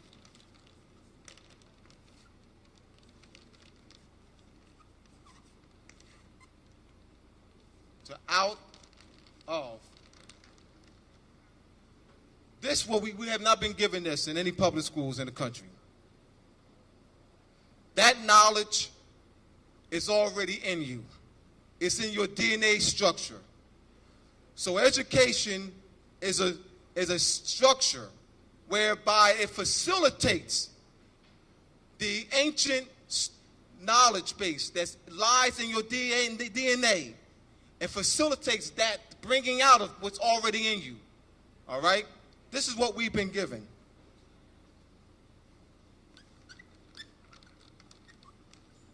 Indoctrination. We've been indoctrinated. And this means doc means teach. Into. So the Europeans' colonial, colorful, distorted concepts have been put in us, thereby burying our consciousness. Juali said, go back to that state of mind of our ancient forefathers and foremothers, ancient and divine creed, that we must learn to love instead of hate. Founder. We've been indoctrinated to believe, we've been indoctrinated in the public schools throughout the country, that the Europeans are founders of this country. We've never analyzed politically, lawfully, what the word founder means. Founder.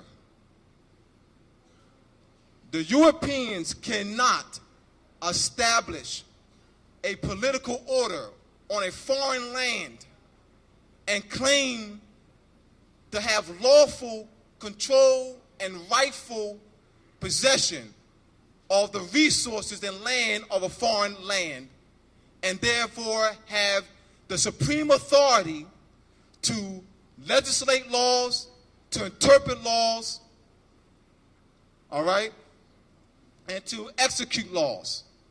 He does not have that authority. He's a foreigner. He's a pilgrim. A pilgrim is a stranger in a distant land, a foreigner. He is not the founder of the United States Republic. The Europeans are not the founders of the United States Republic. Why? Because they're not the aboriginal and indigenous people of the land. We, not understanding the study of words, we've been tricked, bamboozled, fooled, because we have not been educated. We've been indoctrinated. So therefore, we have not been taught to think. in my presentation of etymology, the way I present it to my students, and as I lecture throughout the country, is I teach you how to think, how to analyze, how to reason, by giving you a system of study whereby you can analyze any words by my teaching you the systems of studying, all right, and teaching you how to read. This is my purpose, and this is what I do. We must be able to think, and by doing that, and by having a proper presentation, a solid foundation of etymology, semantics, history, law, jurisprudence, we can be able to think, reason. So now, this is one of the things that we've been indoctrinated in public schools throughout the country.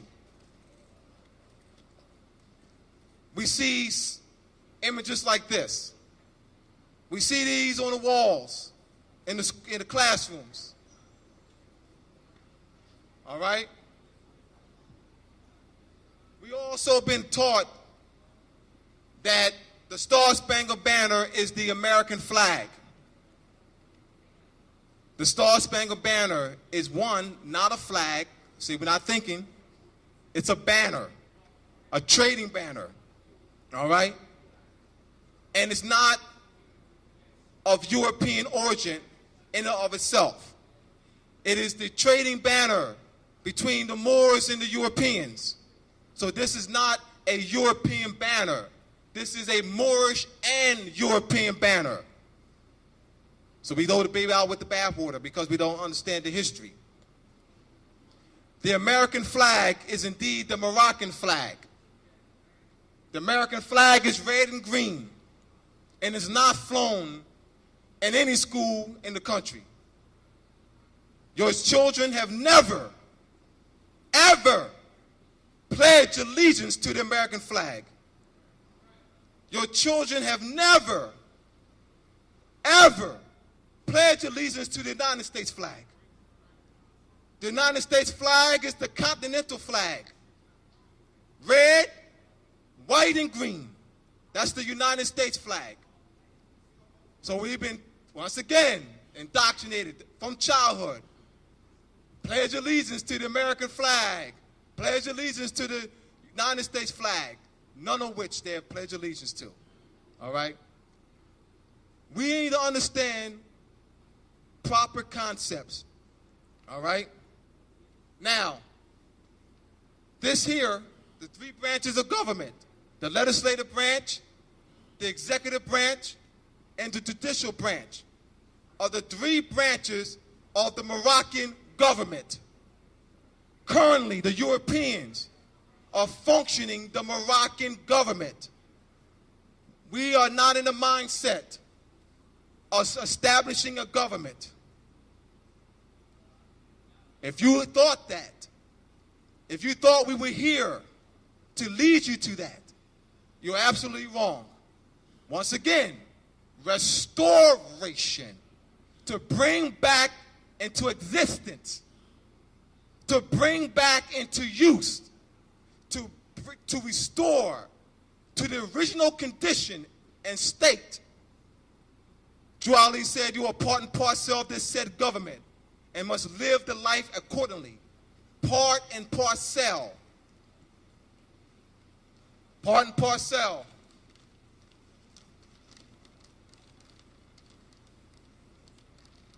Parcel refers to land.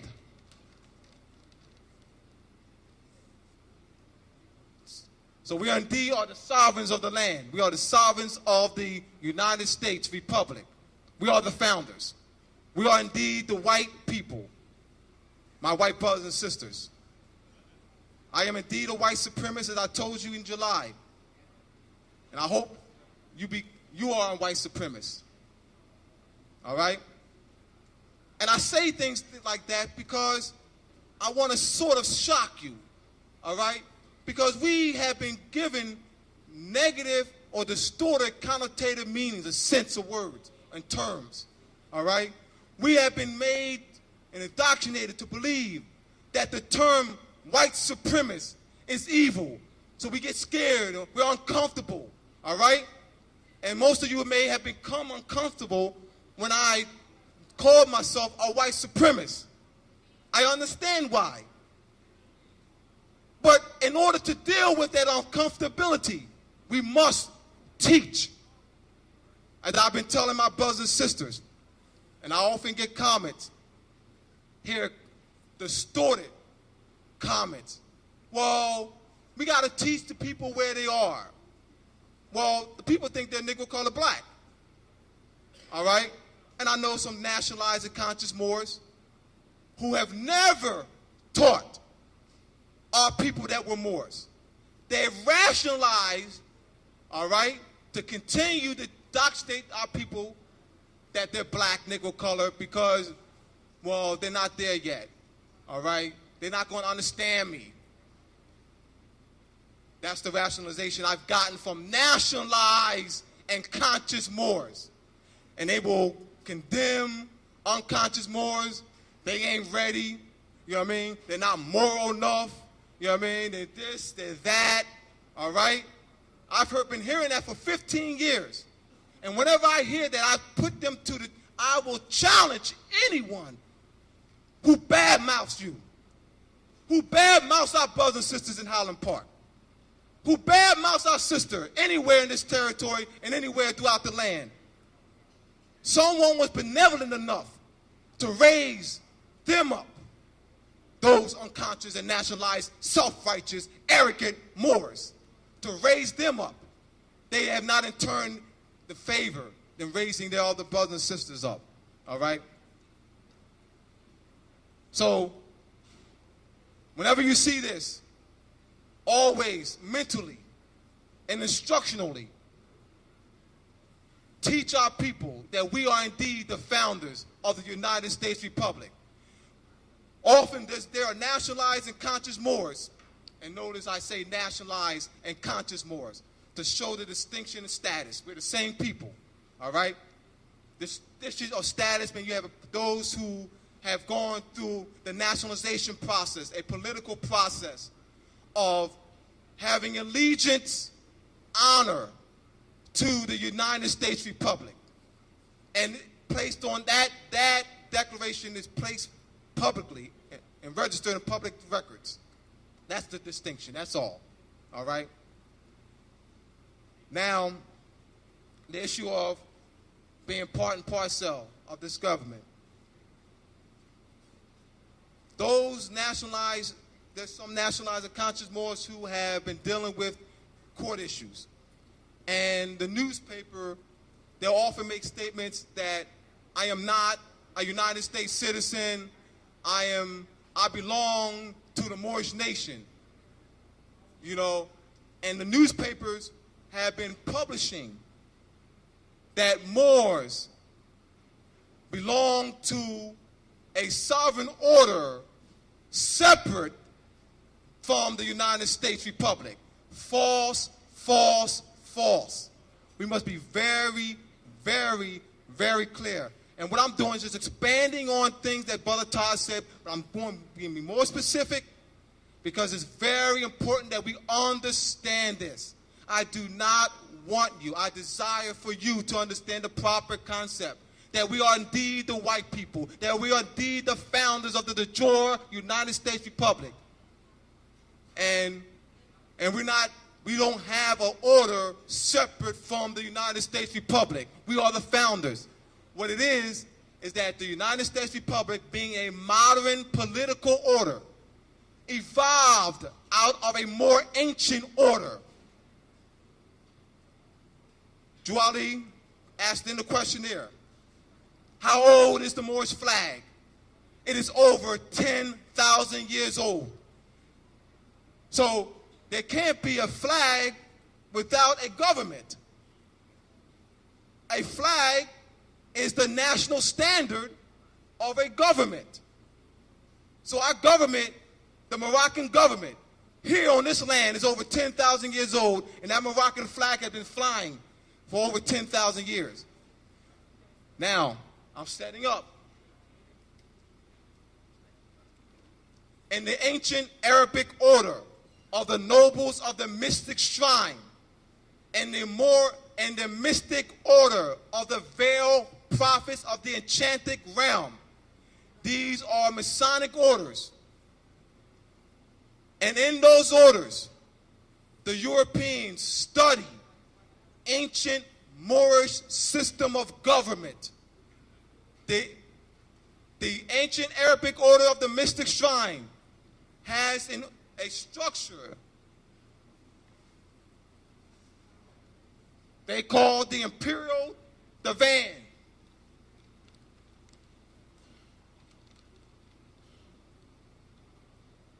I came to educate you today.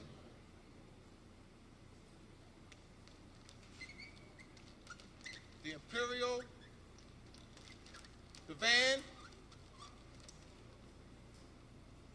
and this is the name of the structure that's in the ancient Arabic order of the nobles of Mr. Shrine.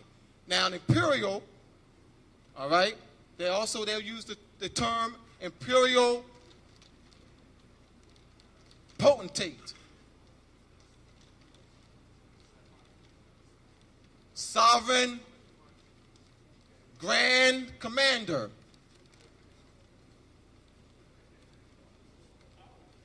All right? Sovereign Grand Commander. What these refer to is the imperial majesty of the Emperor of Morocco. So what they simply did was took an existing structure in order, all right, and set up their Masonic orders in harmony with an ancient structure. They learn our history, our ancient structure of government. They are actually learning to preserve the Moroccan Empire. So they're not the sovereign Grand Commander. This is a political position referring to the imperial majesty that George Washington wrote on December 1st of 1789. He wrote the imperial majesty, the grand potentate, sovereign grand commander, all right, of the Moroccan Empire, apologizing for not keeping up with regular tax payments, tribute payments, and also apologizing for not keeping up with regular correspondence, and thanked the emperor, sovereign grand commander, imperial potentate, for recognizing the European colonies and also extending his protection and honoring the Treaty of Peace and Friendship, 1787. So we must understand that we have a pre-existing political order that's over 10,000 years old, and that the modern political order or sister or extension or evolution of this ancient order is the United States Republic. However, the Europeans are not functioning the United States Republic. The Europeans, George Bush and the gang, have usurped, overthrown the United States Republic. They're in violation, and they've been in violation for generations. George Bush has declared that he's an enemy to the United States Republic. Bill Clinton declared that he is an enemy to the United States Republic. Ronald Reagan had declared that he was an enemy to the United States Republic. Nixon, and so forth. How have they declared to the public? They make statements like, in our democracy, and we clap for them. We cheer for them. They have said to you to your face that they're the enemies to this country. So there's a paradox that we're dealing with. We call them the government. They don't act like it. They They tell you that they're your enemies because they say that they are pushing democracy. They say that they are sending troops to restore democracy. They say that they're sending troops to Iraq and Iran to make sure that democracy flourishes here. They are enemies. This is a republic. Article 4, Section 4 of our beloved Constitution. Constitution for the United States Republic, of which we are the white people, sovereigns and founders, reads that the United States shall guarantee a Republican form of government in all the states in the Union. Why George Bush continues to say democracy. All right? This is a paradox. All right? Because we call them the government. They're in Washington, D.C. They're in Congress, the House of Representatives, the Senate, the Supreme Court, and the executive branch. How do we deal with this paradox? They're using more sovereignty to oppress us. How do we deal with this paradox? Well, one of the processes of dealing with the paradox is to educate you and organize our people by the millions into government structure. Duali said, in order to change the people, you must change their literature. Well, we've been changing their literature by thereby changing their concept, changing their frame of mind, and thereby will change their course of action and change their destiny. All right? So you are indeed, my brothers and sisters, founders of the United States Republic, which is an evolution, modern political order of the ancient Moroccan government, the Great Seal. All right?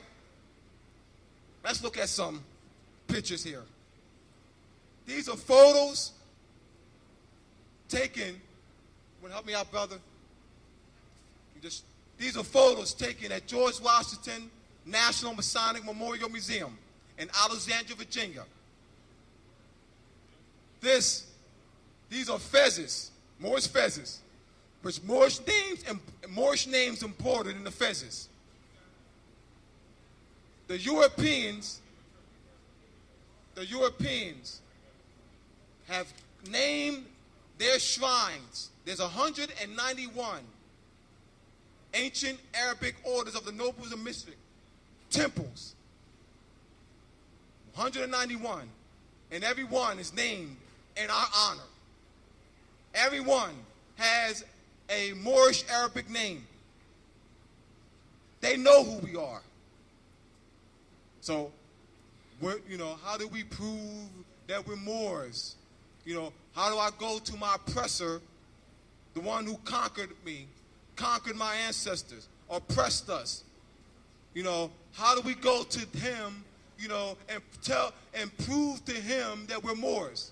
Your concepts are wrong. The question is colorable. I wouldn't even answer that question. To answer that question is to give legitimacy to the colorable question.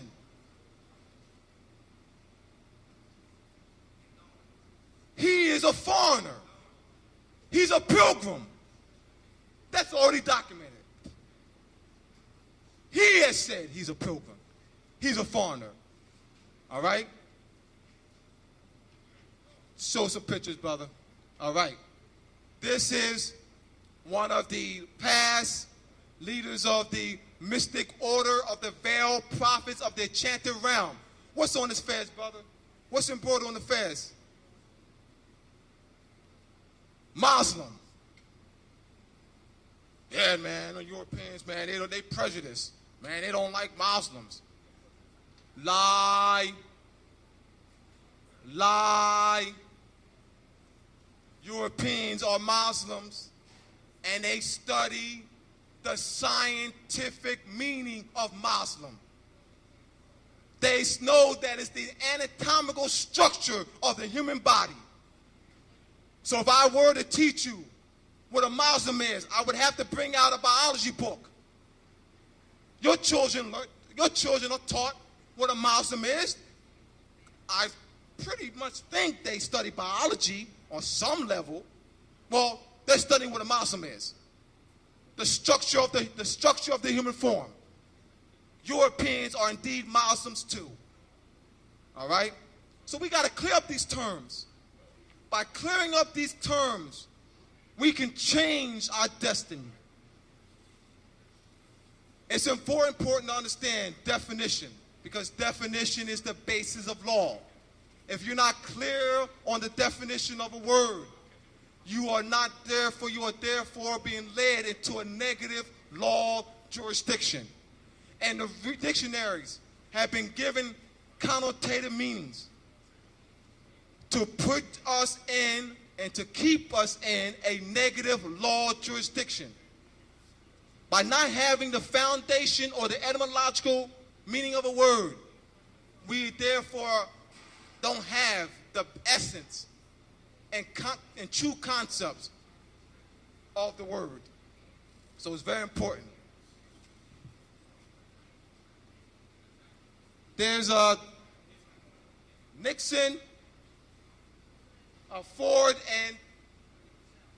and FDR, Franklin Delano Roosevelt, were members of the ancient order of the nobles of the mystic shrine. And in this picture, you have a replica of the Shriners Parade. The Shriners Parade is held in the presiding state of what they call in their structure, organizational structure, the imperial potentate. He's not the imperial potentate. Why? Because he's not a white man. He's not the sovereign. Understand that these are not just names of their order. These are duplications of our ancient order. They're learning to be you. They've traded places with us. They're substitute sovereigns. They're not the real. They're substitutes, white men. They're not white men. They're substitutes. All right? Will the real white men stand up? White man means, man does not mean male. Man does not mean male. Man comes from the word hominidae. Hominidae, human. It's a short for hominidae. So man, stand up. The first man is woman. Woman is the first man. I don't have to say woman. Man, hominidae. All right? So that's another man, woman. Man, woman. That's the trick, because we don't know the original words. All right? So, let's show this picture here, brother. Actually, show this one here, these two. Oh, you did those? Well, I want to, so I can explain. Now, this one here is Islam. That's the name of one of the temples in the mystic order of the veiled prophets of the Chanter realm. Then you have Il Bey. Il Bey is another name of one of the temples. All right? So they know who we are. And I'm presenting this to you so that you can stand firm in your declaration of our nationality and birthright. I'm going to also give you some reference points. In the consolidated treaty series, edited by Clive Perry, C-L-I-V-E, Perry, P-E-R-R-Y, the consolidated treaty series. And in those collection of treaties, Clive Perry presents treaties dating back to the 1630s. And what you'll find once you read the treaties and do a comparative analysis, what I've done in a series of my books that will be published shortly, is I compared the establishment of colonies on our land and to the treaties and match the dates. Those treaties reveal that we had superior political and military position during the 16 and 1700s. So the story that you've been presented with, indoctrinated with in the public schools, that the Europeans came over here The Europeans didn't come over here. The Europeans, the emperors of Morocco, the grand potentates, the sovereign grand commanders, negotiated treaty agreements with the various kings and queens of Europe. We leased land to the Europeans, so they didn't just come over here. That was negotiated with us. You don't just go somewhere, all right? So that was negotiated through treaties. And then you'll see that, so I'll give you reference. Consolidated Treaty Series. You go to the law library, all right? A good law library would have the Consolidated Treaty Series. And you'll do a comparative analysis of the dates of the colonies and the dates of the treaties. And in the treaties, the essence of the treaties deal with the Moors were supposed to, that the treaties dealt with receiving tribute payments, that the Europeans gave us tribute payments. Every time a Dey or Bey ascended to the throne, Europeans had to pay tribute. And gold plates, gold spoons, gold forks. Every time there was a new ascension, they were paying big time. Also, we demanded tribute payments or ransom whenever we were captured, one of the captains. And the ransom payments were high. But the treaties dealt with, settled that. Because you had Moors capturing Europeans, Europeans capturing Moors. And so the treaties were negotiated over a 200-year period to deal with that. The Europeans were not in a superior military and political position during the establishment of the colonies on our land. They were not in that position. They were not in that position throughout the world. See that the way they present the story and through reconstructed European history is that they want to create a mindset that the Europeans were in superior political position during the 1600s, during the time period in which the colonies were being formed. The treaties will disprove that. This is why I'm going to give you information so that you can have a solid foundation. What it is the reason why most of us are uncomfortable in our position, because we have not studied long enough. We have not done the research, all right? A lot of us, we come in and we just became conscious, as example, last week, all right? You have to live with this. The reason why I stand with conviction, the reason why this brother,